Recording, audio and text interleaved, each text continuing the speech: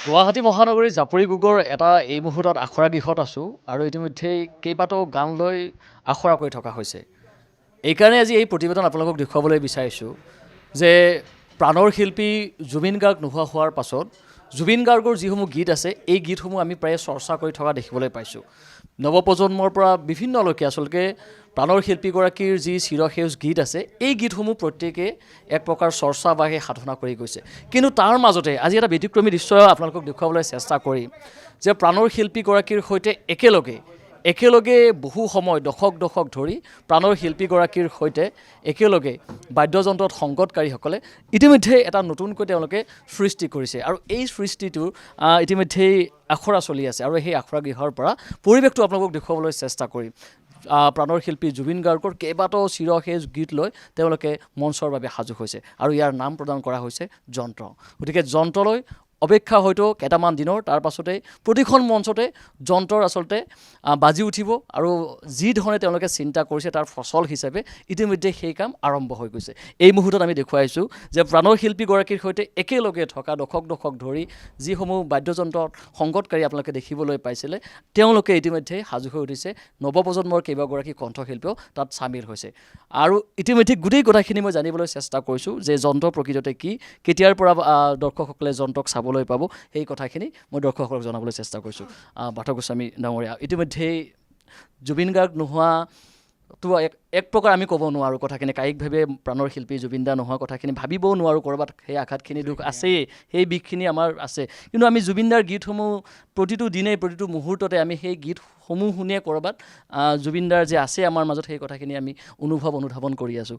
ইতিমধ্যে যন্ত্ৰ সাজু হৈছে, দৰ্শকসকলে জানিব বিচাৰিছে যন্ত্ৰ প্ৰকৃততে কি হ'ব, কেতিয়াৰ পৰা আৰম্ভ হ'ব। যন্ত্ৰটো যিটো আগতে আমি কৈছোঁ এইটো এটা আমাৰ প্ৰথমতে যিহেতু এটা ফেমিলি বুলি আছিল, সদায় জুবিনে সদায় কৈছিল যে আমি বেণ্ডটো আমি কেতিয়াও বেণ্ড নহয়, আমি এটা পৰিয়াল। চ' সেই পৰিয়ালটো জীয়াই ৰখাই প্ৰথম আমাৰ মেইন উদ্দেশ্য আছিল। আমি পৰিয়ালকেইজন যিকেইজন আছিলোঁ সদায় একেলগে থকাটো, বেলেগকৈ আমি হ'ব খোজা নাছিলোঁ।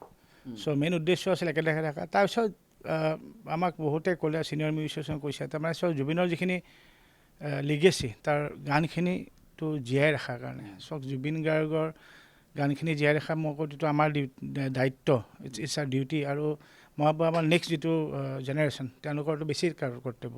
চ' আমি এজ ইমান দিনৰ ধৰক এক্সপিৰিয়েঞ্চ যিখিনি অলপ চলপো হ'লেও জানো বা জুবিন গাৰ্গৰ লগত থাকি আমি যিখিনি শিকিলোঁ, চ' সেইখিনি মই ভাবোঁ আমি কেনেকৈ যন্ত্ৰটো আগবাঢ়ি তেওঁ গানখিনি জুবিনৰ এনেকৈ সদায় ৰাখিম। কাৰণ যন্ত্ৰৰ এটাই কথা হ'ল কি, আমি যন্ত্ৰ যেতিয়া পাৰফৰ্ম কৰিব অকল জুবিন গাৰ্গৰ গানে আমি পাৰফৰ্ম কৰিম, বেলেগ গান লোৱা নহয়। আৰু আমিও লাকি যে আমি যেনেকৈ আমি যন্ত্ৰ যেনেকৈ ফিচাৰ কৰিছোঁ, ৰূপম ভূঞা আগতে কৈছে, আপোনালোকে দেখিলে ৰূপম ভূঞা আছে। চ' আমি ইমান দিনে একচুৱেলি ডিছক্ল'জে হোৱা নাছিল যে কোন ছিংগাৰ থাকিব, ডিছক্ল'জ আছে। আজি প্ৰথমবাৰ আপোনালোকৰ ইয়াত ডিছক্ল'জ হ'ব। আমি মানে এইকাৰণে ডিছক্ল'জ কাৰণে তেওঁলোকে একদম নতুন আৰু একদম সৰু ছোৱালী, তাইতো এতিয়া হাই ছেকেণ্ডেৰী দিবহে। চ' তথাপিও মই 2-3 জেগাত দেখা পাই সেনেকুৱাই আমি আৰু অকল এজনক বা দুজনক চকু দিয়া নাই, আমি বহুত কেইজনমানক চকু দি পেলাই আমি লাষ্টত ডিচাইড কৰিলোঁ দুগৰাকী। চ' আৰু এটাই ভাল হৈছে, এটা উজনি অসম, এটা আমাৰ নামনি অসম। চ' মই চিনাকি কৰি দিম বাৰু দুজনকে। আমাৰ ফিমেলজন হ'ল ভাইনিনা ডেকা, তাই আমাৰ নামনিৰ হাই ছেকেণ্ডেৰী দিব, সৰু ছোৱালী, উঠি অহা ছোৱালী। তেওঁলোকে শিকি আছে, কষ্ট কৰিছে। চক এতিয়া এটা বস্তু মই কওঁ যে ৰাইজক মই এটাই অনুৰোধ কৰোঁ, তেওঁলোকক আশীৰ্বাদ কৰিব, আমাক আশীৰ্বাদ কৰিব। আৰু এটাই বস্তু খালী মোৰ মানে কি, আপোনালোকে প্লিজ কম্পেয়াৰ নকৰিব। তাৰমানে চক জুবিন গাৰ্গ ইজ জুবিন গাৰ্গ, কম্পেয়াৰ নকৰিব। তেওঁলোকে জুবিন গাৰ্গৰ গানখিনিহে ধুনীয়াকৈ গাবলৈ চেষ্টা কৰিব। জুবিন গাৰ্গ এজনে আৰু 1000 বছৰত জুবিন গাৰ্গ নাহে, সেইটো নাহে। চ' সেইটো কেতিয়াও মানে মই ভাবোঁ যে তেওঁলোকক সেই প্ৰেছাৰটো নিদিব যে জুবিনদাৰ নিচিনা হোৱা নাই, জুবিনদাৰ নিচিনা হোৱাটো এইটো সপোনতো ভাবিব নোৱাৰে। চ' এটলিষ্ট জুবিনৰ গানখিনি ধুনীয়াকৈ যদি তেওঁলোকে প্ৰেজেণ্ট কৰিব পাৰে, যে মানুহৰ মাজত সেই চুব পাৰে, আমাৰ মেইন উদ্দেশ্য সেইটোৱে। চ' তেওঁলোকক যিমান পাৰোঁ আমি গাইড কৰিছোঁ, বাকী তেওঁলোকক বহুত কষ্ট কৰি আছে। চ' মই মাতি দিম এইফালে, এয়া ভায়লিনা ডেকা আৰু এই ৰাহুল তাঁতী, ৰাহুল তাঁতী আমাৰ লখিমপুৰৰ, আৰু ভায়লিনা ক'ৰ, গড়েশ্বৰ। সেইকাৰণে গৈছে। এতিয়া মই ভাবোঁ, মইতো কৈ আছোঁ, আচলতে জুবিন দাৰ বেণ্ডটোৰ সৈতে এই ধৰণৰ মঞ্চত গীত পৰিৱেশন কৰিবলৈ পোৱাটো এটা সৌভাগ্য। মই যিমান দূৰ ভাবিছোঁ যে যথেষ্ট সৌভাগ্য। কি ক'ব, কেনেকুৱা আপোনালোকে ইতিমধ্যে আৰম্ভ কৰিছে, আখৰা আৰম্ভ কৰিছে, ইমান জ্যেষ্ঠসকলৰ লগত থাকি আপুনি সেই সৌভাগ্যখন লাভ কৰিছে, কেনেকুৱা পাইছে গোটেই কাম কৰি? আচলতে আজি যে এনেকৈ এওঁলোক আমাৰ গুৰু বুলি ক'ব লাগিব, তেখেতসকলৰ লগত আমি এনেকৈ অনুষ্ঠান কৰিবলৈ পাম, গতিকে খুব বেছি ভাল লাগিছে আৰু নিজকে বৰ সৌভাগ্য মানিছোঁ। কাৰণ যিগৰাকী সত্তাৰ লগত আচলতে ইমান বছৰে ধৰি তেওঁলোকে বাদ্যযন্ত্ৰ সংগত কৰি আহিছে, গতিকে তেখেতসকলৰ লগত আচলতে এনেকৈ একেলগ হৈ থাকিব পৰাটো আমাৰ বাবে বহুত সৌভাগ্য। আৰু হয়তো জুবিনদাৰ আশীৰ্বাদ আমাৰ লগত আছিলে, সেইকাৰণে হয়তো এইখিনি সৌভাগ্য হৈছে। প্ৰত্যাহ্বান যথেষ্ট আছে আৰু সেই ধৰণে এইকাৰণেই প্ৰত্যাহ্বান থাকিব, কাৰণ জুবিনদাৰ গীতসমূহ শুদ্ধ আৰু স্পষ্ট ৰূপত মঞ্চত উপস্থাপন কৰাটো যথেষ্ট প্ৰত্যাহ্বান। গতিকে সেই প্ৰত্যাহ্বানসমূহ আপোনালোকে নেওচি মঞ্চৰ বাবে সাজু হৈছে। জ্যেষ্ঠসকলৰ লগত যিকেইগৰাকী বাদ্যযন্ত্ৰ সংগীতকাৰী, প্ৰতিগৰাকী জ্যেষ্ঠ, প্ৰতিগৰাকীয়ে অসমৰ প্ৰতিষ্ঠিত, তেওঁলোকক সকলোৱে ভালদৰে জানে, চিনি পায় তেওঁলোকৰ সৈতে আপোনালোকৰ এই সৌভাগ্যকণ হৈছে। গোটেই কামখিনি কৰি কি ধৰণৰ অনুভৱ আপোনালোকে এই মুহূৰ্তলৈকে কৰিছে? অনুভৱ ক'বলৈ গ'লে বহুতে সৌভাগ্য, মই যে ইয়াত চবৰ লগতে পাৰিছোঁ, মই আশীৰ্বাদ আৰু ক'বলৈ গ'লে চবৰে, সেইকাৰণে মই ইয়াত গান গাব পাৰিছোঁ। আৰু বেছিটো মই ক'বলৈ গ'লে মই চেষ্টাই কৰিছোঁ গান গাবলৈ, আৰু জুবিনদাৰ গানখিনি যিমান পাৰোঁ ভালকৈ গাবলৈ চেষ্টা কৰিম। যদিও ভুল হয় ক্ষমা কৰিব, ৰাইজক তাকে অনুৰোধ কৰিছোঁ। কথাখিনি সেইখিনিয়ে ইতিমধ্যেই কৈছে যে জুবিনদাৰ দৰে গীত গোৱাটো আচলতে কাৰো বাবে সম্ভৱ নহয়, আৰু সেয়া হৈ নুঠেও, আৰু সেয়া আমি এক প্ৰকাৰ তেওঁলোকৰ পৰা বিচৰাটো ক'ৰবাত আমাৰ ভুল হোৱা যেন এটা অনুভৱ হ'ব। কাৰণ জুবিনদা এজনেই, জুবিনদা অদ্বিতীয়। গতিকে জুবিনদাৰ গীতসমূহ শুদ্ধ স্পষ্ট ৰূপত বা জুবিনদাৰ সেই চিৰ গীতসমূহ আচলতে আমাৰ সকলোৰে বুকুত মাজত ৰাখি থোৱাৰ বাবে এটা প্ৰয়াস, আৰু সেই প্ৰয়াসৰ এটা নামেই হৈছে যন্ত্ৰ সাজু হৈছে। ৰাজাদা আছে, ৰাজাদা যথেষ্ট সময় জুবিনদাৰ সৈতে আপুনি দশক ধৰি আপুনি বাদ্যযন্ত্ৰ সংগত কৰিছে। এক প্ৰকাৰ জুবিনদাৰ ছাতুৰ দৰে থকা মানুহ এগৰাকী ৰাজাদা। গতিকে আকৌ নতুনকৈ আৰম্ভ কৰিছে তাকো জুবিনদাৰ বৰ্তমানত। অকণমান সেই কথাখিনি আপোনাৰ পৰা জানিব বিচাৰিছোঁ দাদা।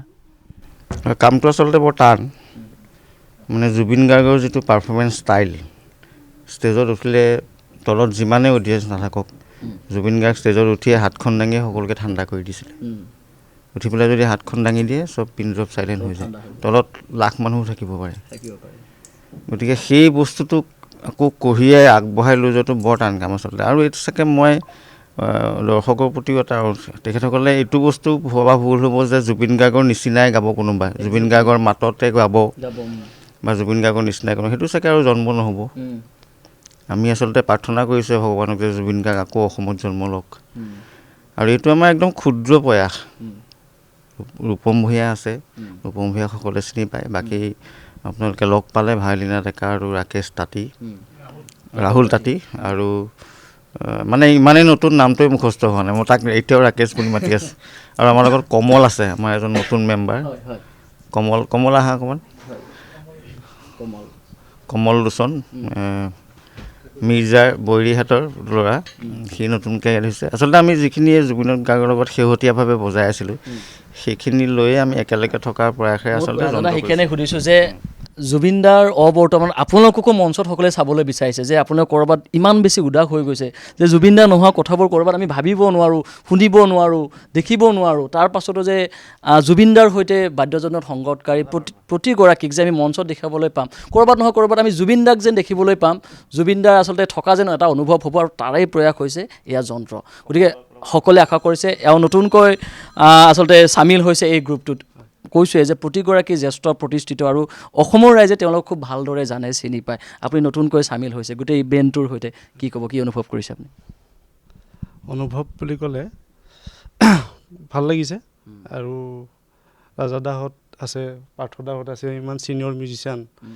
গতিকে আচলতে মোৰ সৌভাগ্য যে ৰাজাদাহঁতৰ লগত বা গোটেইখিনিয়ে যিখিনি মিউজিচিয়ান আছে গোটেইখিনি ছিনিয়ৰ মিউজিচিয়ান হয়। গতিকে মই সঁচাকৈ সৌভাগ্য যে এওঁলোকৰ লগত মই বাদ্য সংগত কৰিম, আৰু তেওঁলোকে মৰমেৰে বুজাব বা বুজাই বহুত শিকিব পাৰিম, আৰু জুবিনদাৰ আশীৰ্বাদত এইখিনি মানে কৰি যাম যিমান পাৰোঁ মোৰ ফালৰ পৰা। শুভেচ্ছা জনাইছোঁ আমিও। আৰু কৈছোঁৱে যে ইয়াৰ পৰাই আচলতে জুবিনদাৰ সেই যিটো সোণালী, আচলতে জুবিনদাৰ সোণোৱালী যিসমূহ গীত আছে, চিৰসেউজ যি গীত আছে, সেই গীতসমূহৰ আখৰা এই স্থানতে কৰা হৈছে।